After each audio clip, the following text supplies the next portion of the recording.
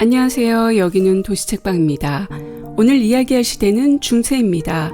중세는 문예사 또는 문학사에 있어서 굵직한 사건이나 찬란한 변화와 발전을 보이지는 않습니다. 중세하면 떠오르는 어둡고 침체된 그 분위기는 문학에서도 마찬가지인데요.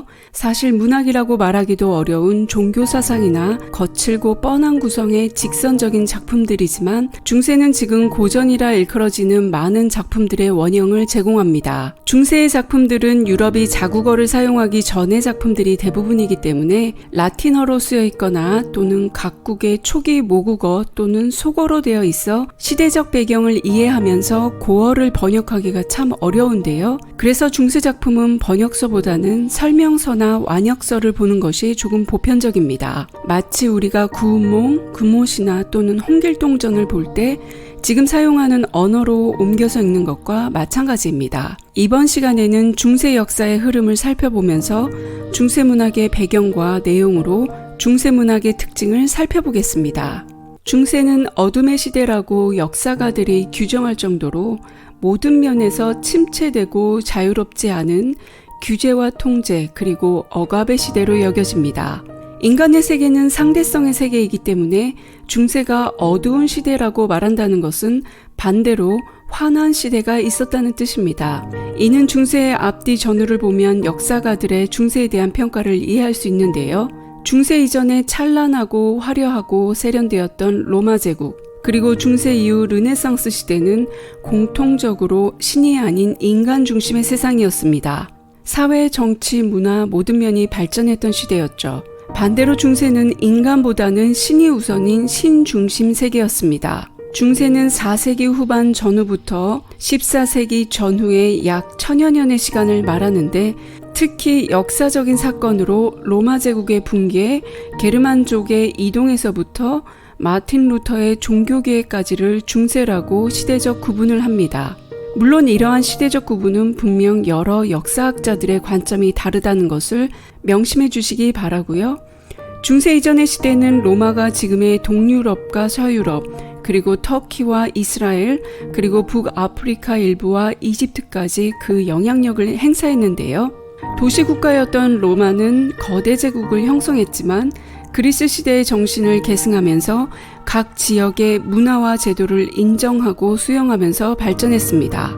로마 제국이 점령 지역에 영향력을 행사할 때 자신들의 관습과 정치와 문화를 강제하지 않고 각 지역의 다양한 문화를 수용하고 흡수해서 실용적인 문화를 꽃피웠습니다. 하지만 법은 범제국적으로 동일하게 적용해서 제국의 통일성을 유지했습니다. 로마에 가면 로마의 법을 따라야 한다라는 말은 다른 건 다 허용해도 법만큼은 로마 법을 따라야 한다는 맥락이었던 것입니다. 로마는 그리스 문화를 계승해서 헬레니즘 문화의 특징인 인간 중심의 문화를 발전시켰습니다. 실용적이고 이성적이면서 합리를 추구했던 로마는 문화가 성숙해지고 원숙해짐에 따라 그리고 제국이 광대해지면서 부정부패가 나오기 시작했고 권력의 욕망과 지나친 추구는 귀족과 정치인의 타락을 야기했습니다. 이처럼 인간중심 문화가 중세의 신중심 금욕적인 문화로 돌아서게 된 배경에는 몇 가지 역사적 사건이 있습니다. 우선 첫 번째로 로마 제국의 기독교 공인을 들 수 있습니다. 1세기경 유일신을 섬기는 헤브라이 지역에서 자신이 신의 아들이라고 주장하는 예수가 등장합니다. 예수가 전파하는 기독교는 신약을 기반으로 범세계적이고 보편적인 사랑과 평등을 강조했는데요. 기독교는 유대교에 반하는 종교였습니다. 유대교는 자신의 민족에서 구원자가 나올 것이며 자신의 민족이 구원된다는 선민의식이 있었는데 유대인이 아닌 다른 민족에서 신의 아들이라고 주장하는 사람이 나왔기 때문에 유대교는 기독교를 엄청나게 반대했습니다. 기독교는 당시 사회 취약계층인 하층민과 노예 그리고 여성을 중심으로 빠르게 확산했습니다. 로마 제국은 헤브리 지방의 원로들과 함께 기독교를 박해하기도 했지만 기독교의 전파력을 어떻게 당해낼 수가 없었습니다. 그래서 흩어지고 흔들리는 권력 기반을 강화하기 위해 콘스탄티누스 황제는 결국 기독교를 공인합니다. 로마 제국은 법과 기독교의 공인을 통해 제국의 통일과 안정을 추구하고자 했습니다. 권력의 안정을 위해 인정한 종교는 이후 80년이 지나 로마 제국의 공식 종교가 됩니다. 이로 인해 기독교는 국가의 보호를 받는 대상이 아닌 정치와 제국과 권력을 유지하고 다른 사상이나 종교를 억압하는 도구로 변질됩니다. 그리고 두 번째로는 약 4, 5세기경에 시작된 게르만족의 이동인데요. 게르만족은 북쪽의 야만족이었습니다. 야만이라는 평가는 물론 로마 문화에 비해 다듬어지지 않았다는 뜻입니다. 로마는 매우 실용적이면서도 인간의 눈에 매우 아름다운 건축물로 도시를 건설했고 사회, 정치, 예술을 화려하게 발전시켰지만 게르만족은 본능에 가까운 야만족이나 다름없다는 것이 역사가들의 평가입니다. 그들은 로마의 세련되고 아름다운 예술과 도시적인 생활에는 관심이 없었고 오로지 자신들의 생존을 위한 전쟁과 약탈을 우선 삼았습니다. 게르만족의 이동으로 동과 서로 갈린 로마 제국에서 서로마 제국이 먼저 무너지고 동로마 제국은 굳건하게 유지돼서 지금의 이스탄불인 콘스탄티노플을 중심으로 활발하게 무역과 문화를 발전시켰습니다. 서로마가 무너진 자리에 프랑크족이 나라를 세우는데요. 이 프랑크 왕국이 지금의 프랑스와 독일과 이태리의 기원입니다.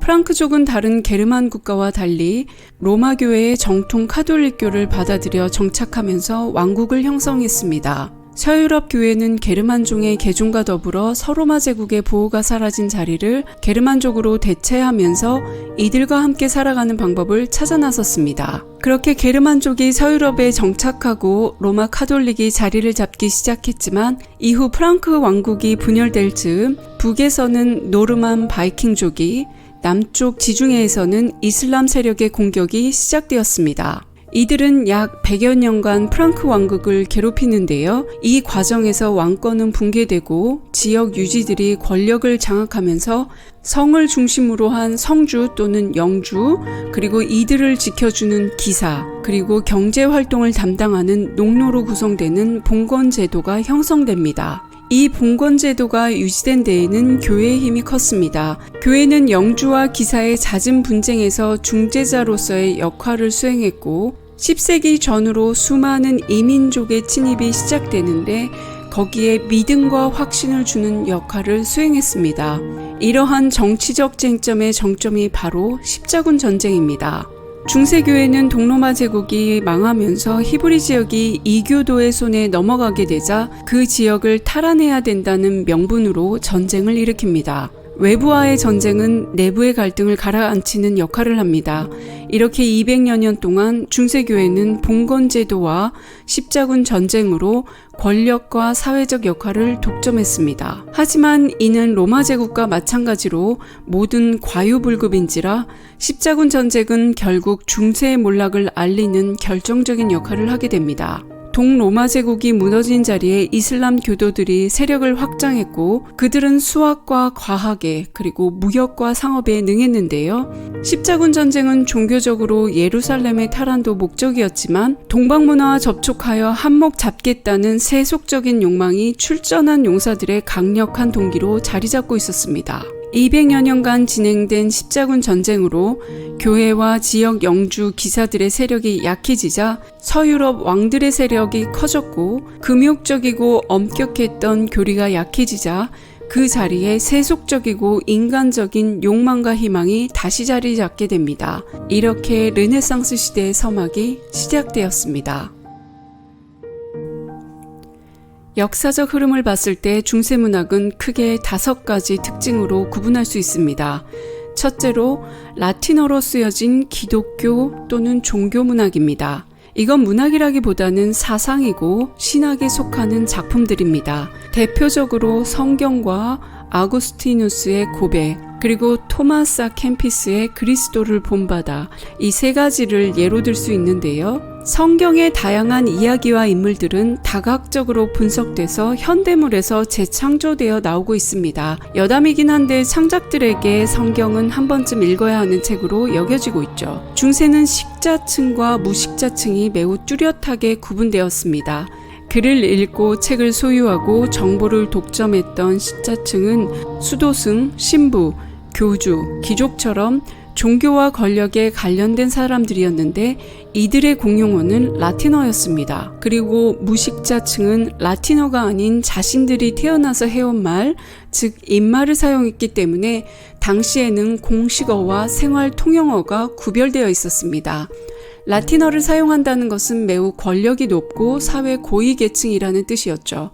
당시에 라틴어로 쓰여진 책과 정보들은 사실 권력 유지를 위한 수단으로 많이 사용됐을 뿐만 아니라 일반인, 평민이 이해하기 어려운 한계가 있었습니다. 그래서 지금까지도 크게 문학으로 인정받지 못하는 부분이 없지 않아 있는데요. 바로 공감대가 폭넓지 않았기 때문입니다. 중세문학의 특징으로 두 번째, 유럽 각 민족의 영웅서사시, 특히 게르만 계열의 신화를 들 수 있습니다. 이 중에서 이들은 시의 형식을 갖추기도 했고 산문의 형식을 보이기도 했습니다. 내용은 각 민족의 신화와 그들의 영웅적인 활극인데요. 이후에는 왕자와 공주의 이야기, 지방 영주들의 암투와 결투, 복수와 사랑처럼 근대소설에 등장하는 주제를 삼아 리얼리즘의 시초를 알리기도 했습니다. 이 중에서 우리에게 많이 알려진 작품은 베어울프를 들 수 있는데요.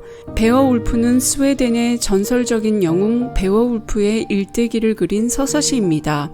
베어울프는 영화로도 만들어졌고 게임 캐릭터로도 많이 차용되고 있을 만큼 베어울프 작품의 내용은 잘 몰라도 게임을 좋아하시는 분들은 한 번쯤 들어봤을 이름일 것입니다.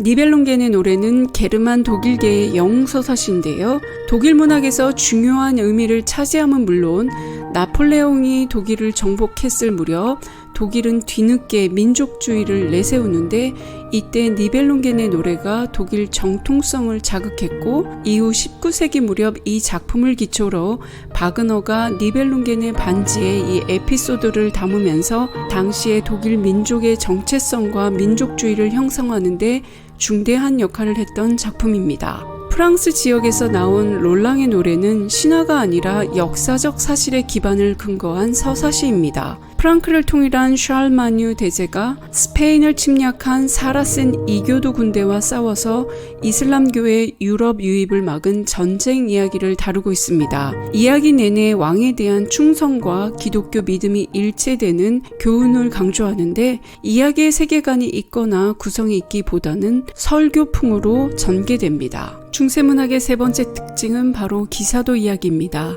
이전에 역사의 흐름에서 설명드렸듯이 중세는 영주와 기사의 관계로 맞물리는 봉건제도가 확립되는데요.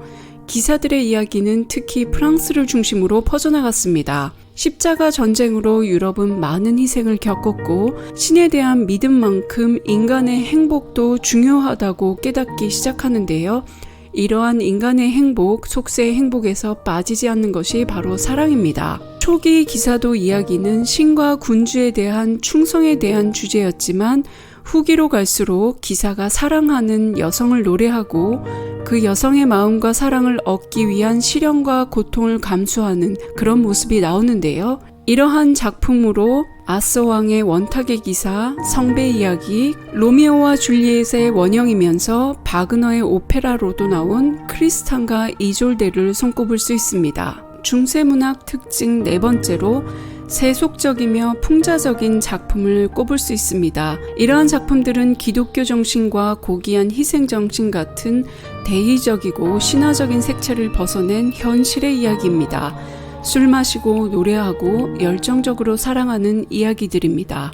무엇보다 세 번째와 네 번째 특성을 가진 작품들, 다시 말해 기사도 이야기와 풍자와 현실 속의 세속 이야기를 다룬 작품들은 라틴어가 아닌 각국의 모국어가 정착되기 이전의 말인 당시에 통용되는 생활어로 되어 있습니다. 당시에 사용되던 중세 프랑스어를 로망이라고 했는데요. 이러한 연애담, 무용담 등의 통속소설을 지금까지도 로망이라고 합니다.